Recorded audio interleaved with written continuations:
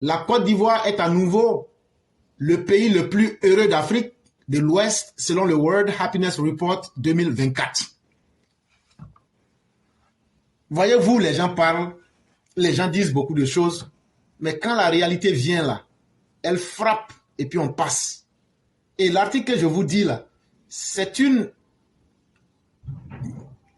agence Ecofin qui nous rapporte l'information. Et c'est ce que nous disions hier.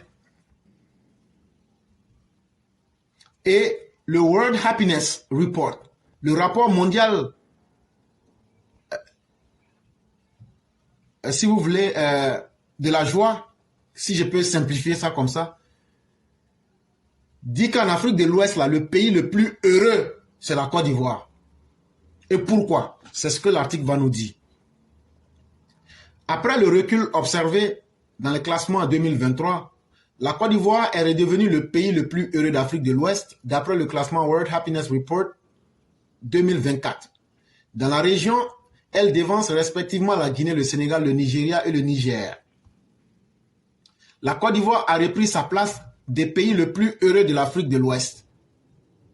C'est ce qui ressort du classement des pays selon le World Happiness Report 2024, un rapport qui évalue le niveau de bonheur des populations au sein des économies. Et donc, le rapport qui est sorti là, ça vient mettre en faux ce que les gens voulaient vous faire croire. On ne peut pas comparer des oranges et des patates. On ne peut pas comparer le niveau de vie à Abidjan et à New York. C'est de la malhonnêteté intellectuelle. On ne peut pas comparer des lions et des moutons. C'est vrai qu'ils ont tous 4 pattes, mais ils ne sont pas de la même nature.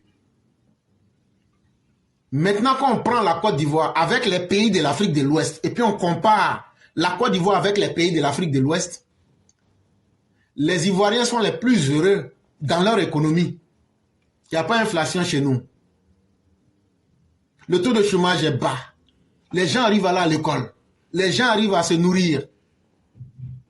Et donc aujourd'hui, là, les gens ont repris confiance.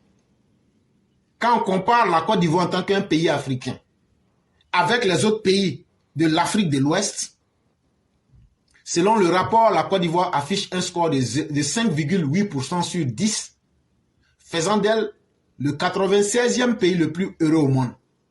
Maintenant, quand tu prends l'ensemble de tous les pays du monde, là, la Côte d'Ivoire est le 96e pays au monde où les gens ont la joie de vivre, où les gens ont confiance en la vie, et où les gens se disent, vraiment, on sent que la vie vaut la peine d'être vécue.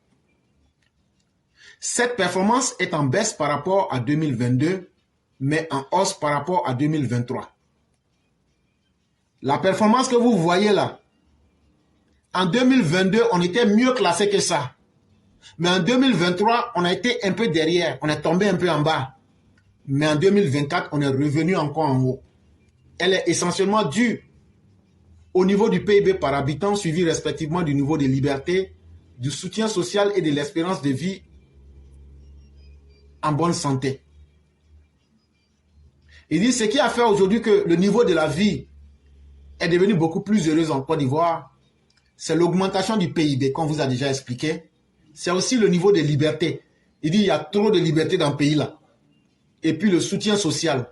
Quand on imagine les filets sociaux, quand on imagine les actions du gouvernement à l'endroit des populations, et on a constaté aussi que l'espérance de vie des Ivoiriens a augmenté et en bonne santé. Ça veut dire, non seulement ils vivent plus longtemps, mais en bonne santé. C'est ce qui leur a permis de dire que la Côte d'Ivoire est le pays le plus heureux de l'Afrique de l'Ouest. Ce classement s'inscrit dans la logique de l'expansion économique que connaît le pays depuis quelques années et qui avait été ralentie par la crise du Covid-19 et les effets de la guerre en Ukraine. Depuis la fin de la crise post-électorale de 2011, le pays des éléphants jouit d'une croissance et d'un environnement économique dynamique qui ont fait de lui le pays qui a le plus accru sa prospérité dans le monde au cours de la décennie 2011-2021 selon le Legatum Institute. Et donc, voyez-vous, tapez sur Internet Legatum Institute. Legatum s'écrit L-E-G-A-T-U-M Institute. Vous écrivez Institute, puis vous mettez E à la fin. quand tu as du respect pour toi-même et quand tu as du respect pour ceux qui t'écoutent, tu ne te bases pas. Sinon, il y a beaucoup d'informations qui passent, mais moi, je ne vais jamais prendre une information comme ça et puis venir. Non, non, non, je vais toujours vous donner les sources. Et donc, ce qui fait qu'on peut aujourd'hui dire que la Côte d'Ivoire est un pays solide, on vous a dit que c'est sur les rapports de la Banque mondiale, c'est sur les rapports du FMI, c'est sur les rapports du Legatum Institute et c'est sur les rapports que nous font le FMI et des institutions comme Ecofin. Voilà de quoi il est question.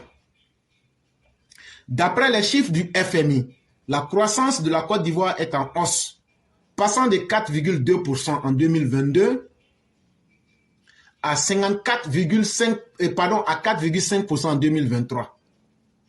Et donc, quand on vous parle là, on ne parle pas pour faire plaisir à quelqu'un, on ne peut rien cacher. Va sur le site du FMI, tu es PDCI, tu es Tianis, tu es ça. Moi, c'est pas ça mon problème. Moi, je te dis, va sur le site du FMI. La croissance de la Côte d'Ivoire est en hausse. En 2022, on avait une croissance de 4,2%. Actuellement, en 2023, on a une croissance de 4,5% en 2023. Et la croissance anticipée en 2024 est de 5%. Ce n'est pas moi qui ai dit ça, c'est le FMI qui a dit ça. Ceux qui donnent l'argent là, c'est eux-mêmes qui disent ça. Une performance qui se reflète également sur l'évolution du PIB par habitant. On dit donc, quand il y a cette croissance économique là, ça fait que la richesse par habitant a augmenté, ça a un impact sur la population.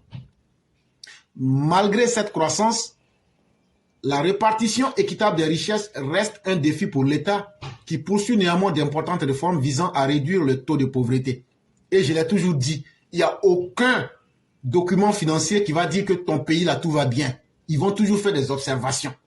Ils disent malgré que tout va bien, c'est que le FMI recommande à la Côte d'Ivoire, les richesses là, c'est trop concentré dans la main des riches, des plus riches, et que c'est le défi qu'il faut relever. Mais ils reconnaissent et ils voient que l'État est en train de faire d'importantes réformes, des changements pour que le fossé entre les pauvres et les riches puisse se réduire.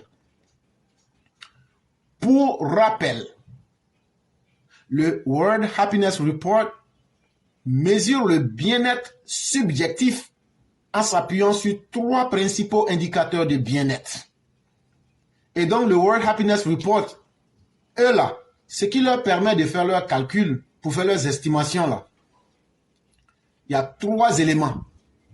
Les évaluations de la vie, les émotions positives et les émotions négatives, décrites dans le rapport comme des affects positifs et négatifs.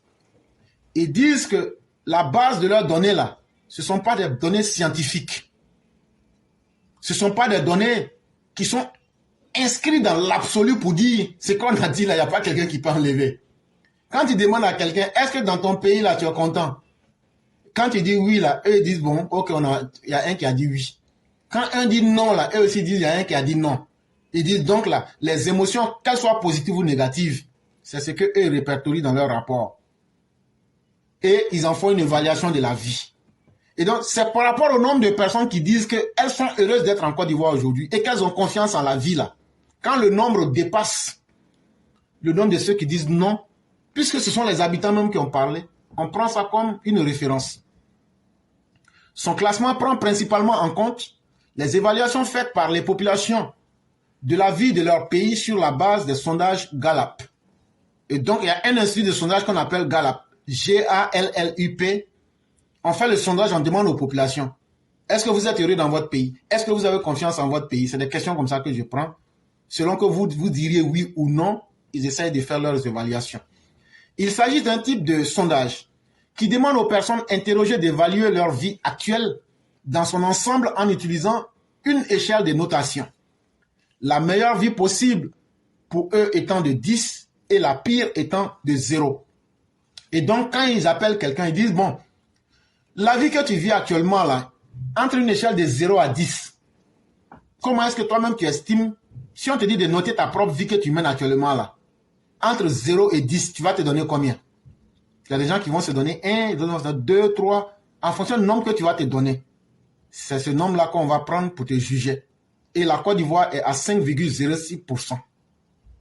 Ça veut dire, la marge des personnes qui sont heureuses en Côte d'Ivoire est plus énorme que les personnes qui ne sont pas contentes et qui ne sont pas fières de leur vie.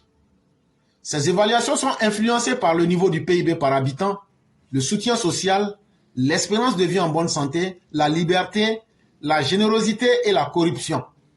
Ils disent en plus de ces questions-là, ils essayent aussi d'évaluer le PIB du pays. On regarde, est-ce que votre richesse s'est augmentée ou bien ça a diminué? Si la richesse globale a diminué, c'est que c'est pas bon. Or, en Côte d'Ivoire, ça a augmenté. On regarde, est-ce qu'il y a des politiques de soutien social? Est-ce qu'on a pitié des plus pauvres? Est-ce qu'on les aide à travers les structures du gouvernement? On regarde aujourd'hui, est-ce que en matière de santé, là, est-ce que l'espérance de vie, est-ce que les personnes vivent plus longtemps? Bon, même si elles ne vivent pas plus longtemps, est-ce qu'elles vivent en santé, en bonne santé, pendant le temps qu'elles vivent? On calcule tout ça. Et en plus de cela, est-ce que les gens sont libres? Est-ce qu'il y a la générosité? Et est-ce qu'il y a la corruption? Est-ce qu'elle est combattue? Voilà autant d'éléments qui leur permettent de pouvoir faire ces analyses-là. Le classement 2023 avait classé la Guinée devant la Côte d'Ivoire. Cette année, le pays dirigé par le colonel Mamadou Doumbia est passé à la 2e place sous-régionale au 97e rang mondial. Il dit donc en 2023, la Guinée avait dépassé la Côte d'Ivoire. Mais actuellement, là, la Guinée est 2e, la Côte d'Ivoire est 1re. Notons que le top 5 africain est constitué respectivement de la Libye, de l'île Maurice, de l'Afrique du Sud, de l'Algérie et de la République démocratique du Congo. Il dit maintenant le top 5 des pays là, quand tu vas citer les pays africains là, les pays les plus heureux, c'est la Libye, l'île Maurice, les 5 premiers, l'Afrique du Sud, l'Algérie et la République démocratique du Congo. Et donc, en fin de compte maintenant, ils nous font maintenant un classement des pays de l'Afrique de l'Ouest, du plus heureux au plus malheureux. Premier, Côte d'Ivoire. 2e, Guinée. 3e, Sénégal. 4e, Nigeria. 5e, Niger. 6e, Burkina Faso. 7e, Gambie. 8e, Bénin. 9e, Ghana. 10e, Libéria. 11e, Mali. 13e, Sierra Leone. Voilà le classement qui est en face de vous. Et on va terminer rapidement avec le sujet numéro 5. C'était un article de Agence Ecofin qui est sorti hier pour ceux qui voudraient vérifier ce que nous avons dit. Vous partez www.ecofin et vous vérifiez ça là-bas.